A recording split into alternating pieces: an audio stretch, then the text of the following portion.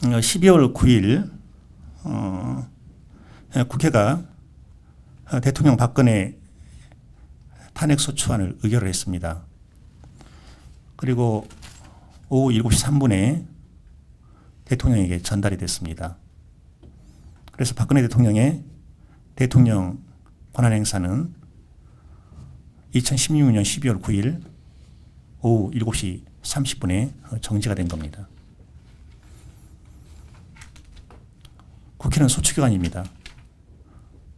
심판기관은 헌법재판소고, 그래서 헌법재판소가 심리에 착수를 했습니다.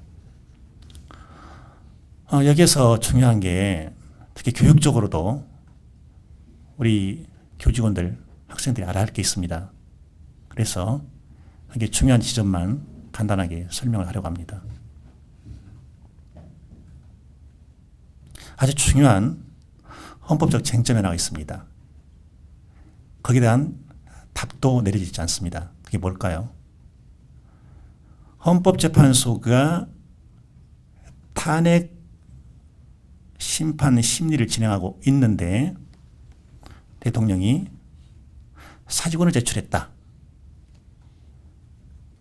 그때 사직의 효력이 있냐 없냐. 사직의 효력이 있다고 판단하면 헌법재판소의 심판 절차는 정지가 되는 겁니다.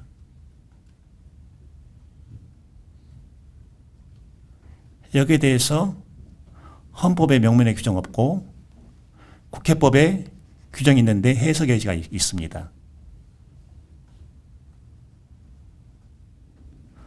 대통령이 헌법재판소의 탄핵 결정으로 그 직을 상실하면 전직 대통령 예우에 관한 법률이 규정하고 있는 예우를 못 받습니다. 전직 대통령은요, 전직 대통령 예우에 관한 법률에 따라서 연금을 받게 돼 있는 연금을 그때 퇴직 당시의 연봉액의 95%를 받게 돼 있습니다. 그리고 비서관, 고위공무원단에 속하는 비서관 3사람을 별정직으로 배치받을 수가 있고 운전기사 1사람을 배치받을 수가 있게 되어 있습니다. 탄핵 결정이 나면 연금 전액 상실입니다. 비서관 3명은 1명으로 줄어듭니다. 물론 운전기사는 있습니다.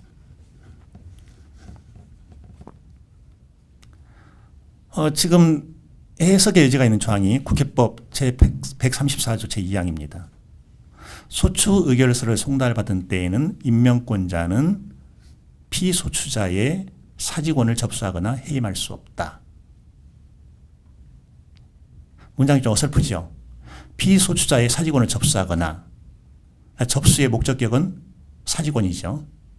해임할 수 없다. 해임할 수 없다는 목적격이 없어요. 이렇게 썼어야 돼요. 임명권자는 피소추자의 사직원을 접수하거나 피소추자를 해임할 수 없다. 이렇게 썼어야 맞아요. 이것을 문자적으로 해석하면 대통령에게 임명권자가 없으니까 대통령은 사직원을 제출할 수 있다. 이렇게 해석할 수 있어요. 그런데 법조문은요, 문자적으로만 해석해서 안 됩니다. 법조문을 문자적으로만 해석해라. 이것이 법실증주의의 구호예요. 이 조항을 해석하는데 법실증주의적으로만 해석해서는 안 된다는 거예요. 중요한 게 뭐냐? 헌법재판제도의 취지입니다. 탄핵심판제도의 취지예요. 탄핵심판에서 얻고자 하는 게 뭐겠습니까?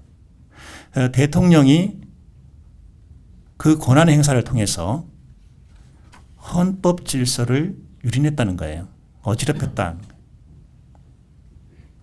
그와 함께 법률 질서도 어지럽혔다 하는 거예요. 이 헌법 질서라고 하는 것은요, 그냥 헌법에 규정된 그 질서가 아니라 뜻이 헌법과 함께 헌법에 합치하는 모든 법 질서, 이걸 가리켜서 헌법 질서라고 말을 하는 거거든요. 그러면 이 국회법 제134조 제2항의 취지는 뭐냐?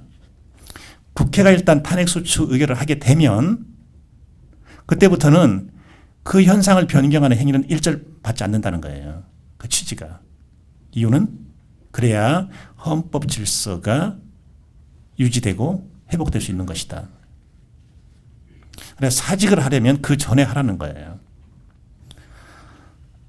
아니, 임명권자라고 되어 있는데 대통령은 임명권자가 없는데 이렇게만 해석할 수 있냐. 이 조항을 해석할 때는 헌법 제65조 제3항입니다. 탄핵소추의 의결을 받은 자는 탄핵 심판이 있을 때까지 그 권한 행사가 정지된다라고 되어 있어요. 그러면 국회법 제134조 제2항은 그 하나 딱 떼서 해석하는 게 아니라 그 조항을 헌법 제65조 제3항과 연결시켜서 해석하는 거예요. 그 권한 행사가 정지되는 겁니다. 예를 들어서 대통령이 지금 이 순간이라도 사직원을 낸다. 그렇기 때문에 어떻게 되느냐. 사직원을 내는 순간 대통령은 일단 퇴직이 되는 것이고 그다음에 대통령 선거일이 잡히는 거죠. 2개월 이내니까. 그럼 그 자체가 벌써 대통령의 그 행위로 인해서 권력이 작동된다는 거예요. 그래서 그걸 해서는 안 된다는 거예요.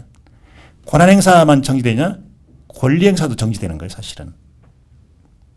사직원을 제출하는 것은 권한입니까? 권리입니까? 권리죠. 그것까지 포함해서 이해를 해야 된다는 거예요. 참고로 미국에 워터게이트 사건이 있었잖아요. 72년 6월 17일 발생했고 그때요. 워터게이트 사건이 발생했을 때 연방 하원에서는 법사위원회가 그 사건을 담당했고요. 상원에는 워터게이트 위원회가 그 사건을 담당했습니다. 당시 미국 연방의회가 문제 삼았던 닉슨 대통령의 법적 사안은요, 세 가지였어요, 포인트가. 하나는 사법방해. 테이프를 안 넘기잖아요. 지우고. 하나 사법방해. 두 번째로는 권력남용. 세 번째로는 의회모독이었어요. 그런데 하원 법사위원회가 심의하면서 이 세 개의 쟁점 중에서 7월 27일 날, 1974년 7월 27일 날 첫 번째 쟁점, 사법방해, 이걸 인정한 거예요. 사법방해 했다. 이게 74년 7월 27일이고, 그걸 보면서 닉슨 대통령이 그 다음 달 8월 8일에 사직을 한 거예요. 그래서 연방 하원도 그렇고 상원도 그렇고 더 이상 절차를 진행하지 않은 거예요. 닉슨 대통령이 왜 끝까지 안 보고 8월 8일을 했겠습니까? 닉슨 대통령의 헌법 위반 법률 위반과 박근혜 대통령의 헌법 위반 법률 위반 정도를 한번 비교해 보세요. 굉장히 악질적이고 파렴치하고 자유민주적 기본질서를 송두리째 부인한 그런 행위 아닙니까? 닉슨 대통령이 하원의 탄핵소추 의결이 나기 전에 사직원을 냈던 건 바로 그거 아니겠어요? 하원에서 소추 의결을 한 다음에는 나는 사직 못한다. 그래서 그런 것을 종합적으로 볼 때 박근혜 대통령은 12월 9일 오후 7시 3분 그 이후로 사직원을 낼 수가 없는 거예요. 그리고 헌법재판소는 이번에 탄핵심판 사건을 다루면서 이 부분에 대해서 정확하게 해석을 해줘야 돼요. 이 부분은 국회가 요구하지 않았다? 요구하지 않으면 판단하지 않는다. 그게 아니에요. 또 하나는 이 탄핵사건은 형사사건이 아닙니다. 이 형사사건에서는 유죄를 인정할 때는 엄격한 증거가 있어야 되거든요. 근데 이건 형사사건이 아니에요. 그래서 학계의 통설도 헌법재판소가 사법기관이냐 정치기관이냐 여기에 대해서 이렇게 말을 합니다. 헌법재판소는 순수한 의미의 사법기관도 아니고 그렇다고 정치기관도 아니다. 그럼 무슨 기관이냐? 정치적 사법기관이다. 이렇게 말을 해요.